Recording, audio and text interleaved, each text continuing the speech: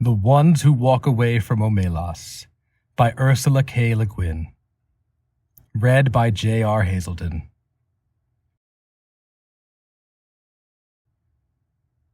With a clamor of bells that set the swallows soaring, the festival of summer came to the city of Omelas, bright-towered by the sea. The ringing of the boats in harbor sparkled with flags, the streets between the houses with red roofs and painted walls, between old moss-grown gardens and under avenues of trees, past great parks and public buildings, processions moved. Some were decorous, old people in long stiff robes of mauve and gray, grave master workmen, quiet merry women carrying their babies and chatting as they walked. In other streets the music beat faster, a shimmering of gong and tambourine, and the people went dancing. The procession was a dance. Children dodged in and out, their high calls rising like the swallows crossing flights over the music and the singing. All the processions wound towards the north side of the city, where on the great water meadow called the Green Fields, boys and girls naked in the bright air with mud-stained feet and ankles and long lithe arms, exercised their restive horses before the race. The horses wore no gear at all but a halter without bit. Their manes were braided with streamers of silver, gold, and green. They flared their nostrils and pranced and boasted to one another. They were vastly excited, the horse being the only animal who has adopted our ceremonies as his own. Far off to the north and west, the mountain stood half encircling Omelas on her bay. The air of morning was so clear that the snow still crowning the 18 peaks burned with white gold fire across the miles of sunlit air under the dark blue of the sky. There was just enough wind to make the banners that marked the racecourse snap and flutter now and then. In the silence of the broad green meadows, one could hear the music winding throughout the city streets, farther and nearer and ever approaching. A cheerful faint sweetness of the air from time to time trembled and gathered together and broke out into the great joyous clanging of the bells. Joyous! How is one to tell about joy? How to describe the citizens of Omelas? They were not simple folk, you see, though they were happy. But we do not say the words of cheer much anymore. All smiles have become archaic. Given a description such as this, one tends to make certain assumptions. Given a description such as this, one tends to look next for the king, mounted on a splendid stallion and surrounded by his noble knights, or perhaps in a golden litter borne by great-muscled slaves. But there was no king. They did not use swords or keep slaves. They were not barbarians. I do not know the rules and laws of their society, but I suspect that they were singularly few. As they did without monarchy and slavery, so they also got on without the stock exchange, the advertisement, the secret police, and the bomb. Yet I repeat that these were not simple folk, not dulcet shepherds, noble savages, bland utopians. They were not less complex than us. The trouble is that we have a bad habit, encouraged by pedants and sophisticates, of considering happiness as something rather stupid. Only pain is intellectual, only evil interesting. This is the treason of the artist, a refusal to admit the banality of evil and the terrible boredom of pain. If you can't lick 'em, join 'em. If it hurts, repeat it. But to praise despair is to condemn delight. To embrace violence is to lose hold of everything else. We have almost lost hold. We can no longer describe happy man, nor make any celebration of joy. How can I tell you about the people of Omelas? They were not naive and happy children, though their children were in fact happy. They were mature, intelligent, passionate adults whose lives were not wretched. Oh, miracle, but I wish I could describe it better. I wish I could convince you. Omelas sounds in my words like a city in a fairy tale long ago and far away, once upon a time.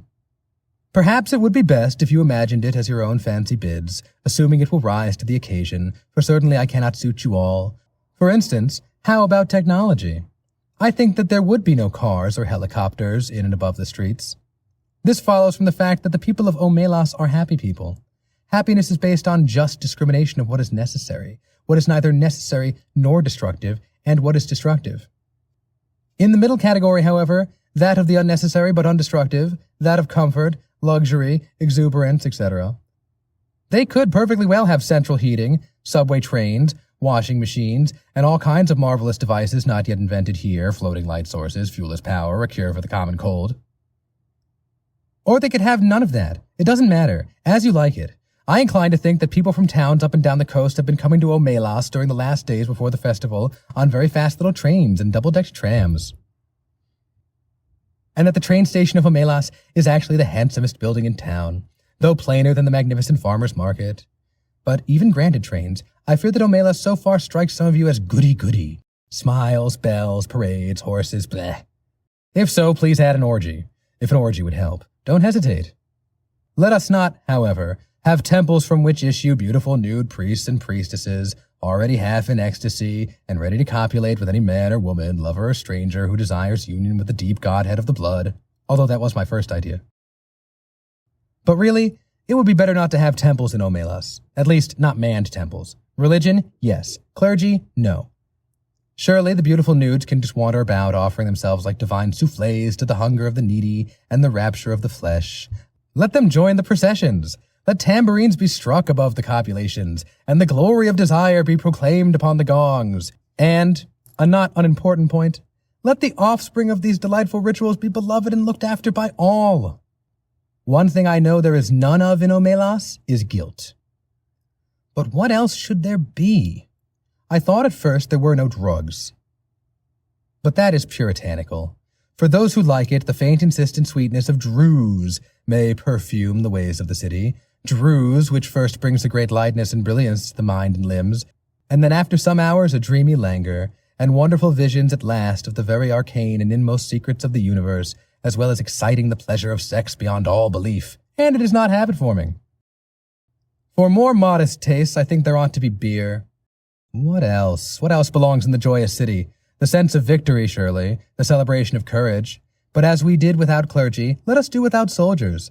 The joy built upon successful slaughter is not the right kind of joy. It will not do. It is fearful and trivial. A boundless and generous contentment, a magnanimous triumph, felt not against some outer enemy, but in communion with the finest and fairest in the souls of all men everywhere, and the splendor of the world's summer. That is what swells in the hearts of the people of Omelas. And the victory they celebrate is that of life.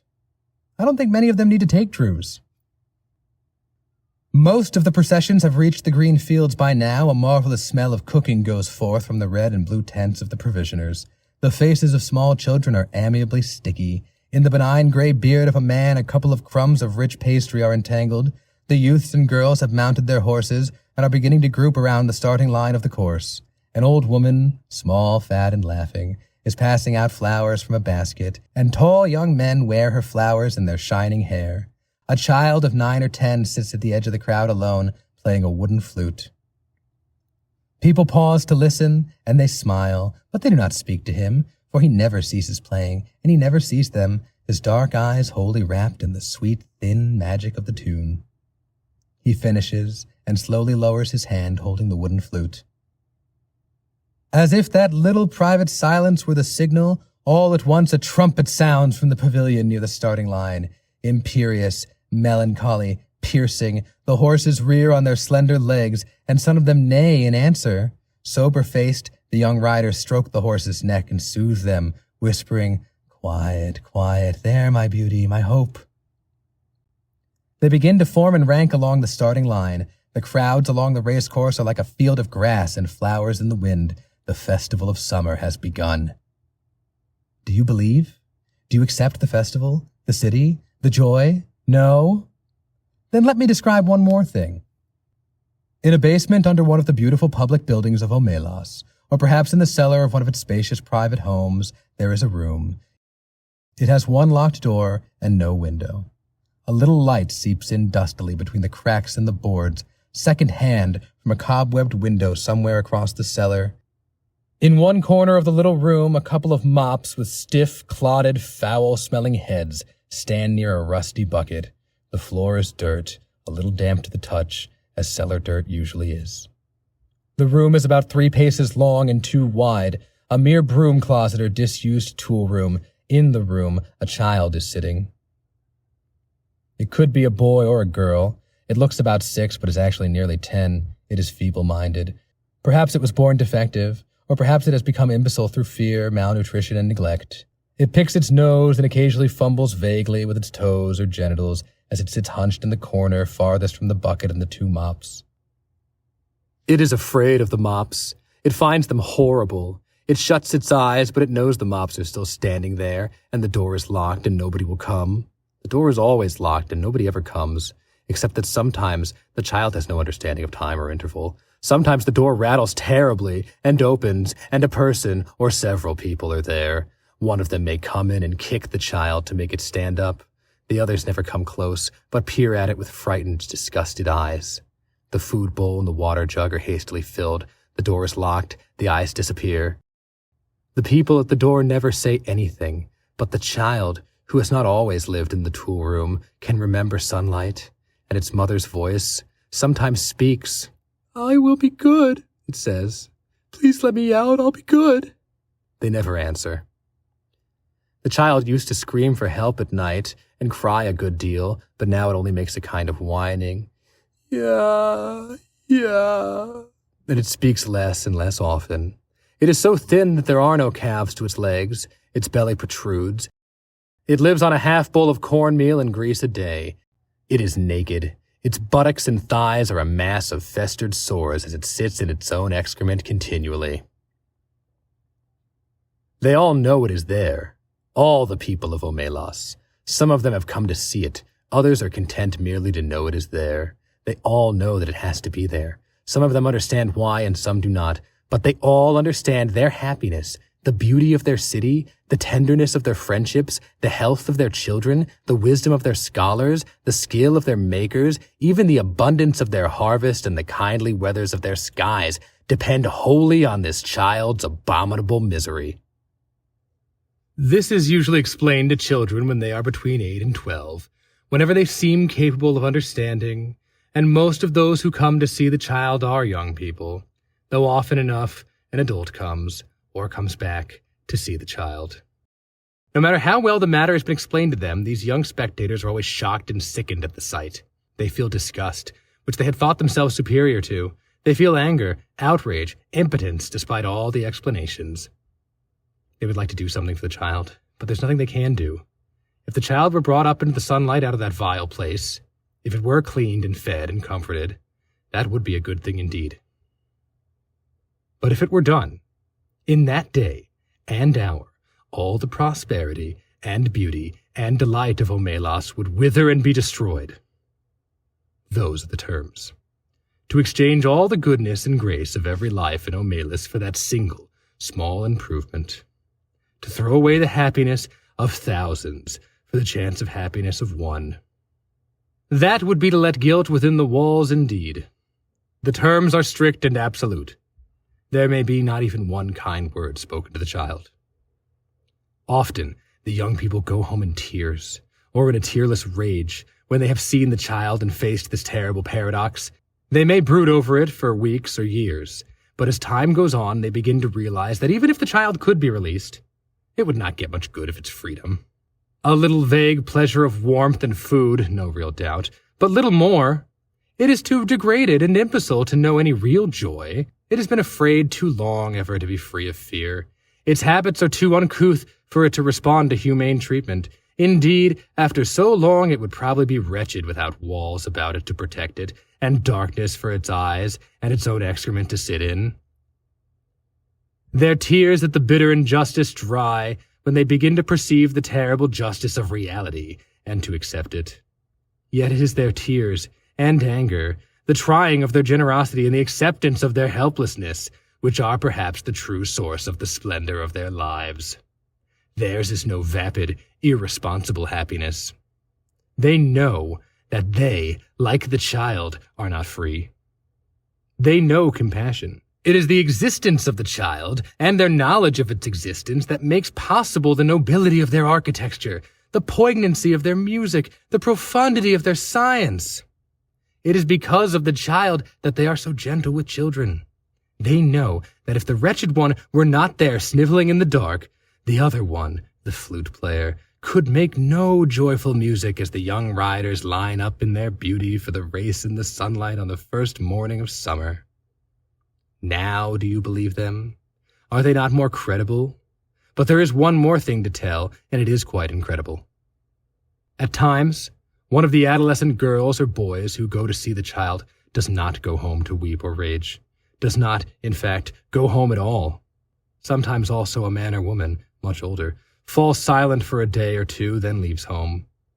These people go out into the street and walk down the street alone. They keep walking and walk straight out of the city of Omelas, through the beautiful gates.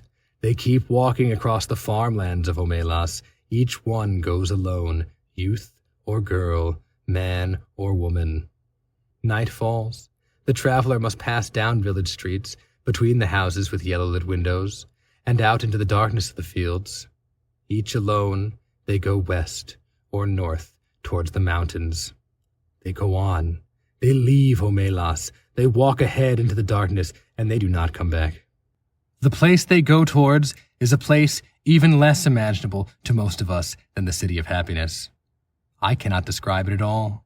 It is possible that it does not exist, but they seem to know where they are going, the ones who walk away from Omelas.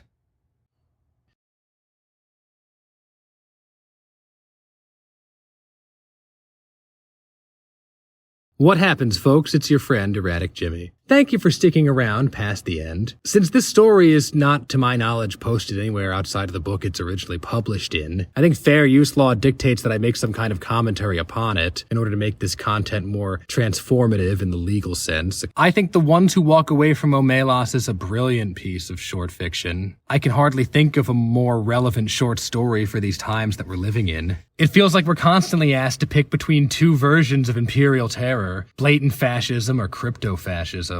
And to protect what little comforts we have left to us, we're told we need to accept horrors happening in faraway places. And even just pointing this out enrages the apologists. Well, that's the only choice we have, they say. They scold anyone who objects. Dripping with self-righteousness and full of selective empathy, they throw the blame back at the anti-imperialists. If we don't choose this, then the other side will kill even more people. Is that what you want? And as absurd as that sounds, that's their best and most persuasive argument. You want to shake them and say, listen to yourself. How did you, someone who only ever wanted to do good, end up bargaining over the lives of innocent people? The victims of our military aggression are to be sacrificed for our democracy, our rights, and shame on anyone who doesn't go along with it. Dissenting voices aren't needed, dissenting voices aren't welcomed, and yet still, all dissenters shall be hated for being heartless and short-sighted, and they will be blamed when the wrong side wins, which is actually supposed to happen about half the time. That's by design, isn't it? Until now you're a stranger in your own country, and you watch your neighbors argue over two versions of the same brutal murder plot.